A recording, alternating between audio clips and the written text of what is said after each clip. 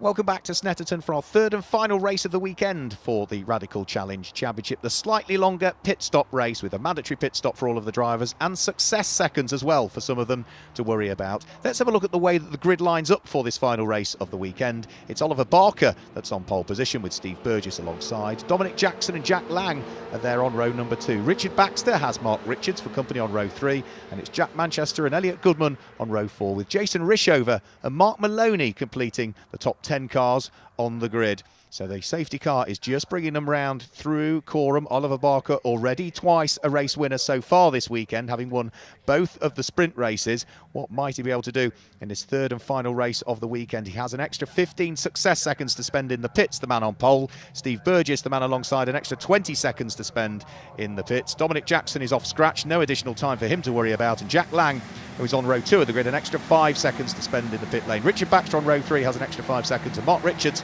who joins him on that third row, no additional time penalty to spend in the pits. The red lights are on as they go out now. It's a good start from Oliver Barker, who's got his nose ahead of Steve Burgess, and it looks as though Jack Lang was looking to try and squeeze his way through as well as they charge their way up towards Ritchie's corner for the first time. Everybody safely through the right-hander at Ritchie's, and it's Oliver Barker that's taken up the early lead in this final race of the weekend here, with Steve Burgess in second place, and it's Dominic Jackson in third place. That's a spin further down through the order. Brian Murphy having to sweep round in avoidance, and the spin is for the number 52 car of Mark Richards, who's pointing the wrong way, unfortunately, at what is Wilson Corner. And he's not the only one with a problem, because there's one car that's in the middle of the pack that's got lots of smoke billowing from the tail end of it. I suspect that's just bodywork rubbing on the tyre. Mark Richards gets going, knocks a bit of debris out of the way. He has tumbled to the tail end of the field. Elliot Goodman, in the meantime, out of Agostini, loses a place to Mark Maloney, and there's a slowing car there on the right-hand side of the circuit, so everybody having to swerve their way in through and past what looks like Jason Rishover's car that's slowing down. So looks as though Jason Rishover has encountered problems early on in the race. Oliver Barker leads the race. Steve Burgess second, Dominic Jackson there in third place as they head onto the Bentley straight for the first time. You can still see that smoke coming from the tail end of one of the cars that's still inside the top 10, but it's going to be Barker from Burgess, Dominic Jackson from Jack Manchester, then Jack Lang and Richard Baxter, and the car that's got the smoke coming from the tail end of it is car number 18. That's Sean Burns' car that, as I say, I think it's just a bit of the fiberglass bodywork rubbing on one of the Dunlop slick tyres that all of these cars run. Hopefully that won't cause him too much of a problem.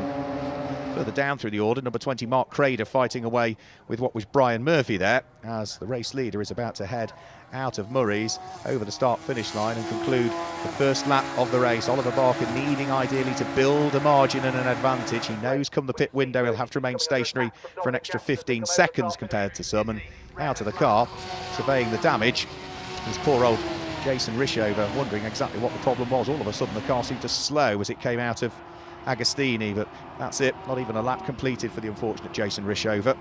As for Steve Burgess in second place, well, he's now under pressure from Dominic Jackson, who's also got the light blue car of Jack Manchester absolutely with him, so three fighting away for second, third and fourth position, just allowing Oliver Barker to build a bit of an advantage now in the lead of the race, as attentions are turned by these three cars more towards defence rather than attack, and if they slow each other up much more, then Jack Lang in the orange car is not that far away.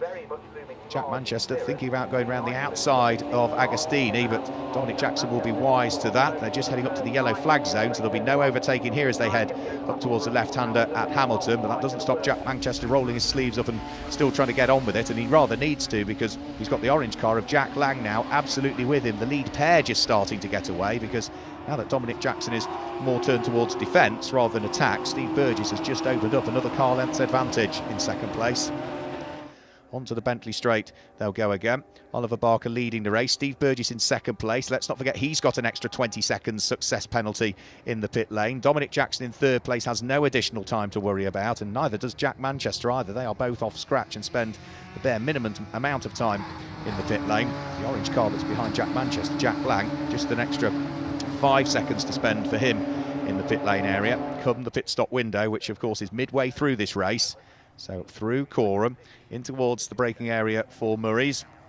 The black car now with its red nose of Dominic Jackson, following that damage that was inflicted on the nose of the car in a race earlier on over the course of the weekend. Closing in on Steve Burgess, looking to see what he might be able to do. He's had a couple of third places so far this weekend, Dominic Jackson, and he's in prime position at this stage to come the pit stop window, maybe gain another place or possibly two, because he's the first of the cars in the field that doesn't have any additional time penalty to spend in the pits. And at the moment, Steve Burgess, the champion from last year, is not getting away. Former single-seater racer Dominic Jackson sitting right behind him as they head through the left-hander. Dominic, a former champion out in Formula BMW in Germany some seasons ago, and is now good to see him back racing and as competitive as ever. Jack Manchester's light blue car sitting there in 4th place. Jack Lang's there in 5th place. Richard Baxter completes the top 6. The top 6 have opened up quite a sizable gap actually between themselves and the 7th place car, which is some way adrift. And as they flick their way through the left-hander at Hamilton and on towards the braking area at Oggies, all of the time Oliver Barker is just stretching the lead advantage. The one thing Oliver Barker does not need is any sort of safety car period, because he wants to try and build a buffer so that he can then utilise that advantage come the pit stop window, as I say, where he has to remain stationary for an extra 15 seconds compared to others. So down the Bentley straight in towards the brake area for Brundle and Nelson, through the slightly tighter right-hander at Nelson, and then up towards the bomb hole. Jack Manchester still just outside of the podium places at this stage, the light blue car. And as they then flick their way round through Coreham, you can see Dominic Jackson working tirelessly hard to try and stay with Steve Burgess and look for an opportunity at the same time to try and work the number 4 car through and up into 2nd position. But at the moment there's nothing doing as far as Dominic Jackson is concerned, because Steve Burgess is just making sure he's neat and tidy. Black and white warning flag going out for somebody with regards to circuit limits, so he must stay within the confines of the circuit and not go beyond the white line or the curbs where there are curbs. So somebody just being forewarned, and if they don't heed the warning, time penalty may well possibly be issued as the trio for 2nd, 3rd and 4th head round through Palmer. Jack Manchester still at the back end of that little 3-car train, with the orange car of Jack Lang just a little bit further back, but 2nd, 3rd, 4th, 5th and 6th place all within touching distance of each other. But the car in 7th place is falling ever more distant. Oliver Barker stretching his legs up towards Hamilton. You can see the retired car of Jason Rishover just over on the grass there on the right-hand side. For Steve Burgess, yet more time lost there to the race leader, and that's largely because he just can't shake away Dominic Jackson at this stage. Dominic is not quite close enough so as to attack, but equally as much Steve Burgess will be conscious that any mistake at all, and it might not just be one place he would lose, it could be a couple. Further down through the order, number 16, Stuart Maloney, fighting away with Konstantin Gukiev at the wheel of the all-white number 9 car as they thread their way through the left-hand kink at Hamilton. And the rest of the field heading round through Hamilton. Here also comes another fight for position. This is Mark Crader fighting away with the red car in the hands of Barry Liversidge. So Barry looking to try and work his way up through the order, and I think just behind those was the Black and Dayglow car. That would be the car that Peter Tyler shares with Tom Gladys over the course of this longer 40-minute endurance race. Dominic Jackson ever closer to Steve Burgess. Of course, Dominic is still the first car that has no additional success seconds to worry about come the pit window, and at the moment he is hot on the heels of Steve Burgess, who will remain stationary for an additional 20 seconds come the pit window opening, which will not be that far away now in reality. And all of the cars have to come into the pits, and in the case of some of them that running in the team championship conduct a driver change. In the case of others they remain stationary, but for some it will be the minimum 45 seconds, for others it will be substantially longer as a result of how they finished in the last race 3 of the weekend, which took place at Rockingham a few months ago. Here comes Steve Burgess, still in 2nd place, still the red-nosed car of Dominic Jackson not too far behind. Jack Manchester keeping in touch as well with the pair ahead. Jack Lang just that little bit further back in the orange car in what is 5th position, and Richard Baxter now just starting to fall away a shade more in 6th place. He can't quite keep with the pace of those ahead. Best of the fights is the trio for 2nd, 3rd and 4th, who yet again are just turning their way out of Oggie's corner. Steve Burgess just raising the dust on the exit of the corner in 2nd position. Jackson still there in 3rd place, and the ever-present danger of Jack Manchester in 4th place, not that far away as well. Onto the Bentley straight they'll go. You can see the advantage that Oliver Barker has now built up between himself and the trio squabbling over 2nd, 3rd and 4th place. It's about a third of the length of the Bentley straight. Jack Lang's there in 5th place. Richard Baxter is in 6th place, and it looks as though we've got a great little fight going on for 7th at the moment. It is Mark Maloney who's there in 7th place, Elliot Goodman in 8th place, Sean Byrne in 9th place, the Irishman, and then it looks as though it's Christian Jeffrey just that little bit further back in 10th position, so final 4 places in the top 10 being disputed, and it is still just about in 7th place. Then Mark Maloney, Elliot Goodman, Sean Byrne, and then the white car with its green and yellow flashes in the hands of Christian Jeffrey. So still together, they turn their way through Murray's and start to accelerate their way onto the Bentley straight. Mark Maloney having to be very careful, just watching his mirrors, because Elliot Goodman is sitting fully in the slipstream this time as they head onto the Senna straight. Is he going to be able to squeeze his way through by the time they get to Ritchie's? No is the answer, so the order still remains the same as they then hurtle the car in towards the right-hander at Ritchie's, and from there it's onto the brakes, heavy braking area in towards the right-hander at Wilson. But Mark Maloney is the cork in the bottle at this stage. Elliot Goodman hasn't as yet been able to unlock the door and work his way through, and any mistake from either of these two, Sean Byrne is ready to pounce, and Christian Jeffrey is just that little bit further adrift, hasn't quite fully caught on to the trio ahead. But whilst they're squabbling, I suspect that that white car with its green and yellow flashes will soon be right up onto terms, and we will have the fully formed quartet for 7th, 8th, 9th and 10th positions as they thread their way out of Agostini, past Jason Rishover's retired car, and through Hamilton towards Oggies yet again. So through the right-hander at Oggies, nothing doing as yet for Elliot Goodman, so still patiently he waits behind Mark Maloney's car. If he can get a good exit though coming out of Williams, it might give him half an opportunity to sit in the tow down the Bentley straight. That's what Christian Jeffrey is looking to do to Sean Byrne as well, who just bumps over the curbs on the exit of Williams, uses all of the curbs but no more, and down the Bentley straight they'll come, slipstreaming occurring, and a bit of debris just being flicked up by one of the cars as well. But Mark Maloney still the cork in the bottle. He's still in 7th place. It's still Elliot Goodman in 8th place, Sean Byrne in 9th place, and Christian Jeffrey, still rather frustratingly as far as he's concerned, remains there in 10th position. So nobody able to pick the pocket of anybody else. They turn their way through the right-hander at Coreham, and now Elliot Goodman taking a slightly wider line through Coreham to maybe have a quick nibble up the inside at Murray's. Wasn't to be, so again they remain in exactly the same order as they chalk yet another lap into the book here on the Snetterton 300 circuit, and it is still Mark Maloney who is at the helm of this 4-car battle for the final 4 places inside the top 10. They turn their way through Ritchie's corner, then in towards the braking area for Wilson yet again. Of course, the gaps close up as they get towards the apexes of the corner. They open up again on the exit of the corner as they thread their way up towards Palmer. The order still remains the same as it does for 2nd, 3rd, 4th and 5th place. It's still Steve Burgess from Dominic Jackson, from Jack Manchester, and then the orange car of Jack Lang, who was leading the championship coming into this weekend, but has been outscored certainly by Oliver Barker, who was lying 3rd in the championship coming into this weekend. So it's all going to tighten things up as they leave Snetterton. We'll head to Brands Hatch on the Grand Prix circuit for their next couple of rounds, and the final rounds of the championship take place back here at Snetterton again in the middle part of October. 7th, 8th and 9th and 10th still together. They've sort of, rather than be a quartet, they've sort of paired up a little bit more now, as Elliot Goodman has managed to stay with the pace of Mark Maloney, whereas unfortunately the cars behind have just dropped a shade further away.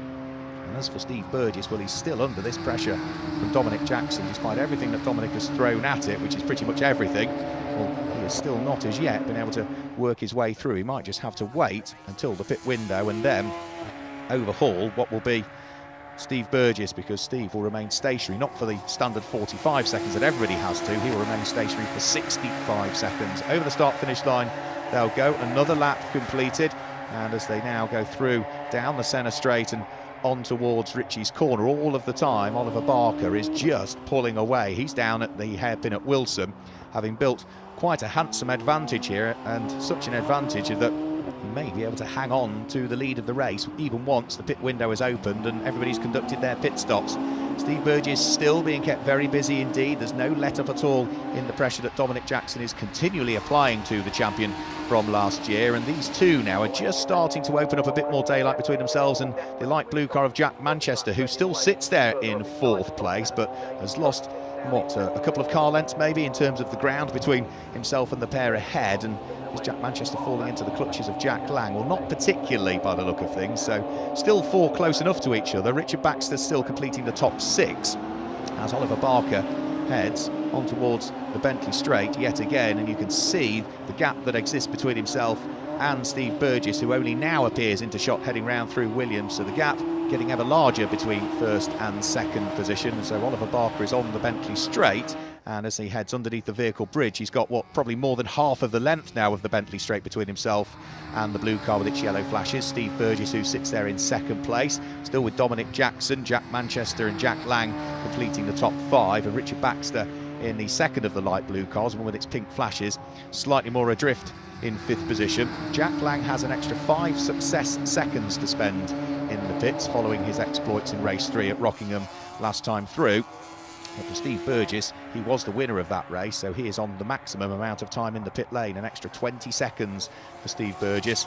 And at the moment, he's got a car right behind him, Dominic Jackson, who's got no additional time to worry about come the pits, because we didn't see Dominic finish inside the top 5 at Rockingham.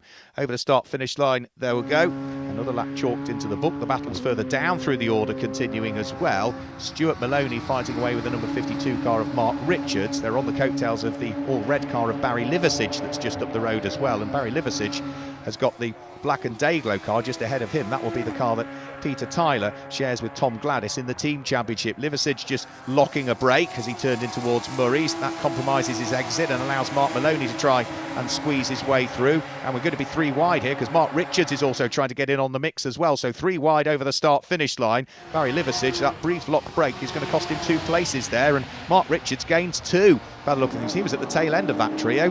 He gets to the front of it by the time they get towards Richie's corner. So a great move from Mark Richards. And Barry Liversidge, in stark contrast, loses the 2 places. As for the race leader, well, he's just turning his way through Brundle and Nelson now. Traffic to deal with. The Radical SR1 of Andy Chittenden moves out of harm's way and is placed a lap down by our race leader. And Steve Burgess now in second place, has a bit more daylight between himself and Dominic Jackson in 3rd place. The charging Jack Lang still can't do a great deal about closing up on the cars ahead at the moment, and he may well see that the traffic that's just up the road that has been dealt with by our race leader might present the opportunity that he's looking for to close in on the number 15 car of Jack Manchester that still occupies 4th place at this stage of the race. So over the start-finish line goes Jack Manchester, and looking to try and close in on the 3rd place car of Dominic Jackson, who is not that far ahead of him up the road really. Gap between them is not a great deal. Jack Lang is within touching distance as well.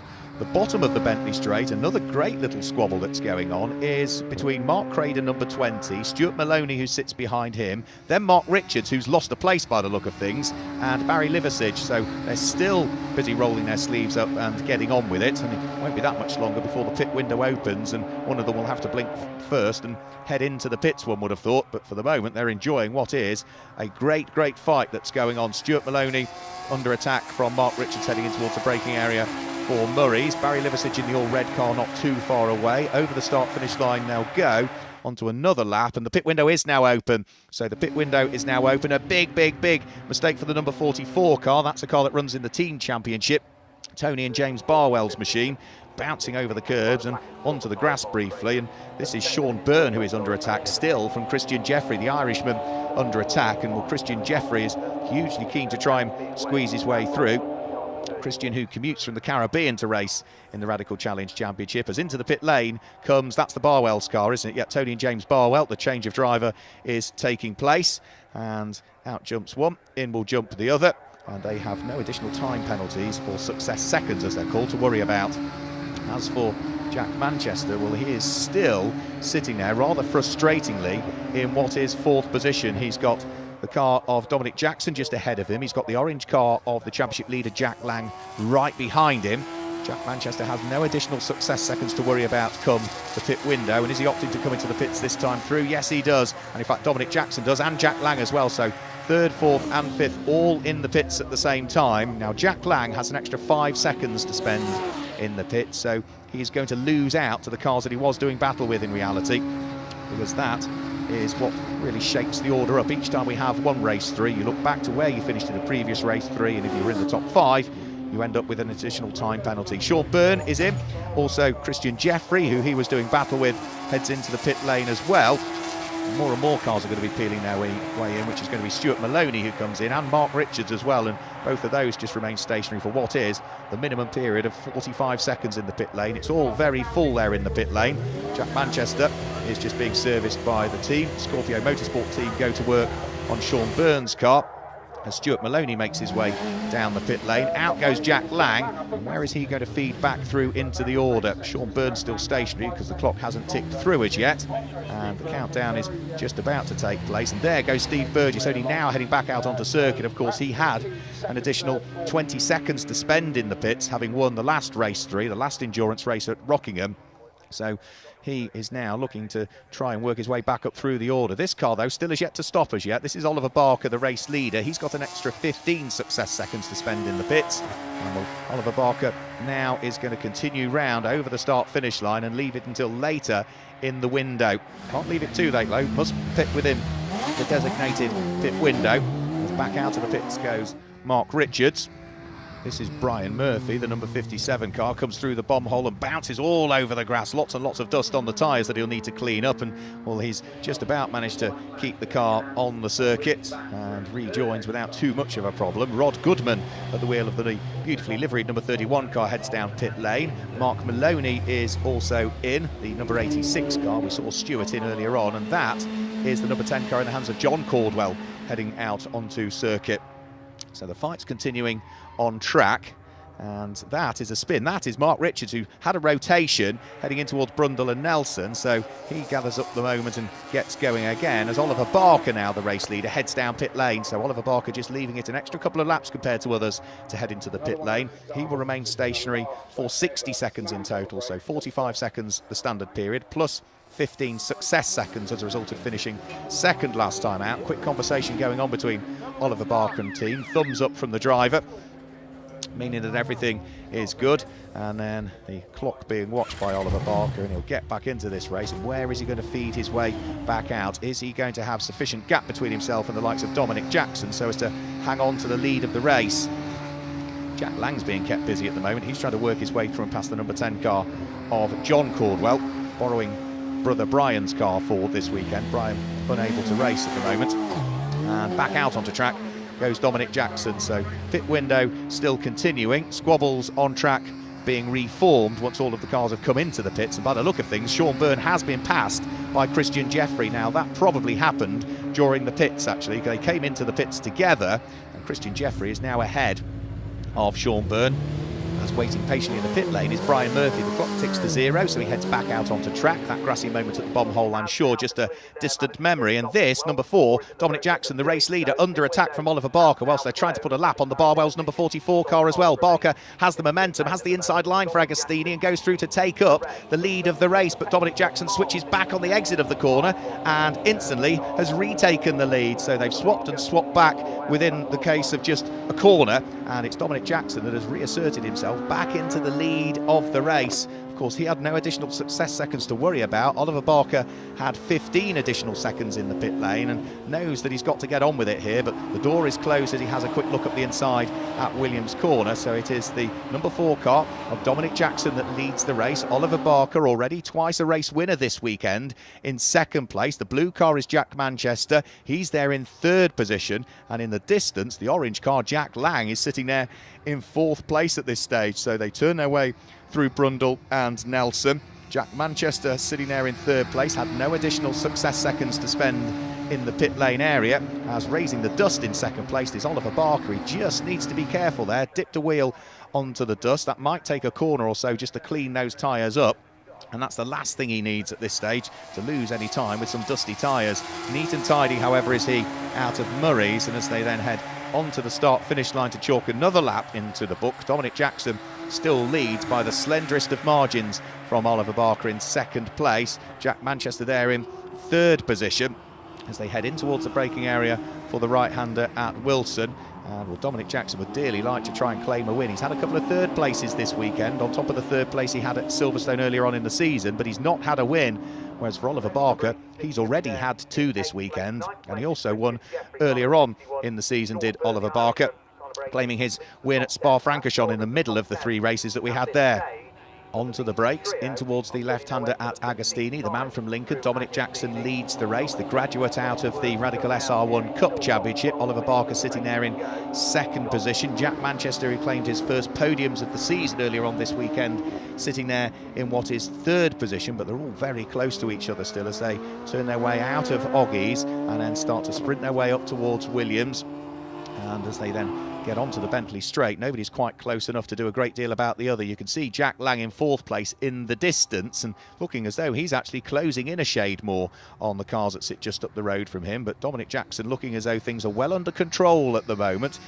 Can't afford to make a mistake because Oliver Barker is still very much in his Dunlop wheel tracks as the two Radical SR3s, 1500cc Suzuki powered cars, turn their way through Coram and then up towards the left-hander at Murray's, which will conclude yet another 2.9689 mile lap here at Snetterton on the 300 circuit. So over the start-finish line goes Dominic Jackson. Oliver Barker still chasing as hard as he possibly can. The clock continuing to tick down as well in this 40-minute race. And is there enough time for Oliver Barker to try something, to try and work his way through into contention? Well, it looks like Dominic Jackson made a very small mistake there. There's a little bit of contact between the pair of them. Jackson bounces over the curbs on the exit of the corner, and well, that small mistake was all Oliver Barker needed. He instantly pounced on it and has put himself through and into the lead of the race here. Dominic Jackson in second place. He just didn't quite get to the apex, and there was just a radical width, and Oliver Barker was able to squeeze his way up the inside, and from there, well, always you were going to see Dominic Jackson possibly pushed wide on the exit of the corner, and that's exactly what happened. He bounced over the curbs, and that has just cost him that little bit of time, and Oliver Barker is through and into the lead of the race. Further down through the order, we've still got some fights continuing as well. This is Mark Crader, then Stuart Maloney and Mark Richards, all busy beavering away. They're going to be fighting for places down towards the bottom of the top 10 and just outside at this stage, and Barry Liversidge is not too far away from them as well. He's had a busy old race as Barry Liversidge, and this is Steve Burgess looking to try and work his way up through the order. The car that sits directly ahead of him looks as though it's car number 28, Elliot Goodman, so this will be for what is 6th and 7th places. And this fight here that we were picking up on is further down through the order. Mark Crader, Stuart Maloney, then Mark Richards and Barry Liversidge, and all of those will be fighting for places, as I say, just outside of the top 10. Barry Liversidge running a little bit wide that time heading out of Agostini, so he's dropped himself off the coattails of the cars that he was doing battle with.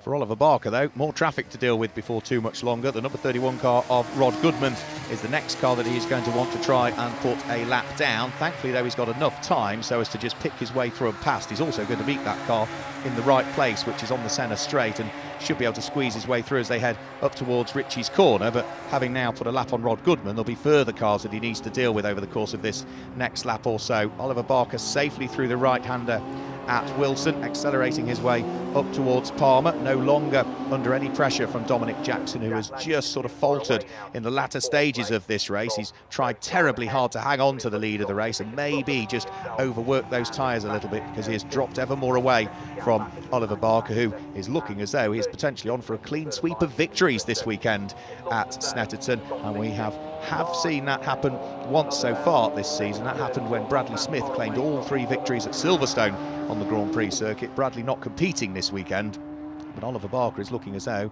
he's going to replicate that feat as long as he can continue round on this, which I think should now be the penultimate lap of the race. So out of Williams, on towards the Bentley straight goes Oliver Barker, daylight building between himself and the black car with its red nose of Dominic Jackson in second place. Jack Manchester is there in third place, and only now heading out of Williams to the top of the Bentley straight is the orange car of Jack Lang.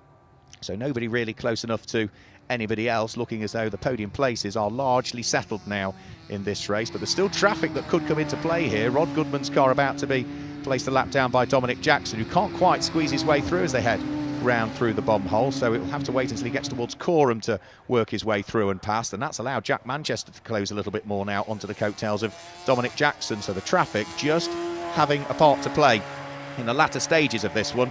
But for Oliver Barker, he is over the start-finish line and is now heading on to his last lap of the race, and Oliver Barker is looking good to try and make it a clean sweep of victories this weekend in the Radical Challenge Championship here at Snetterton.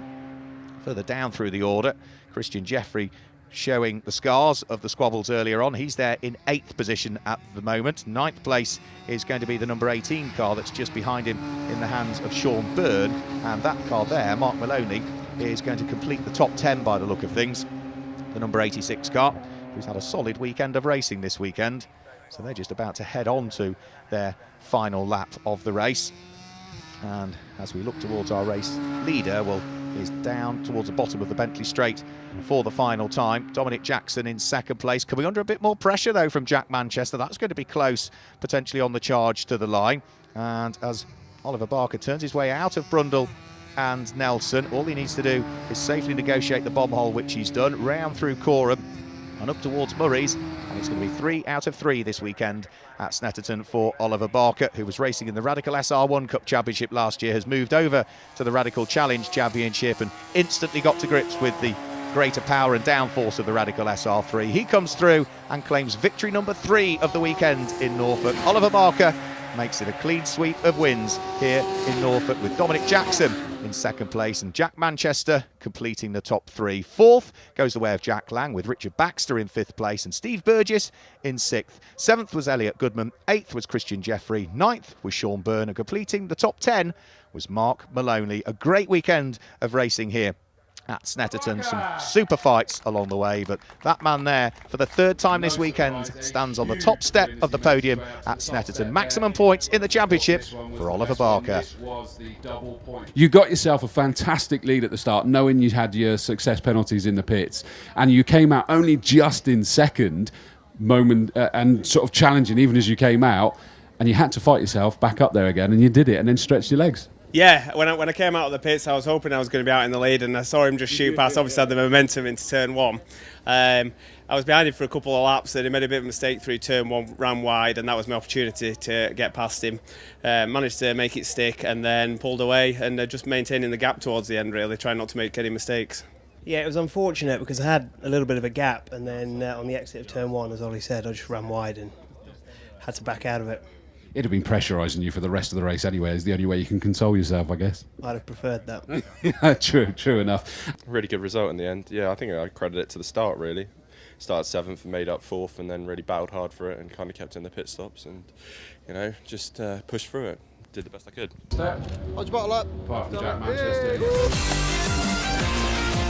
That's all from Snetterton. A great weekend of racing. Join us next time out when we're at Brands Hatch on the Grand Prix circuit.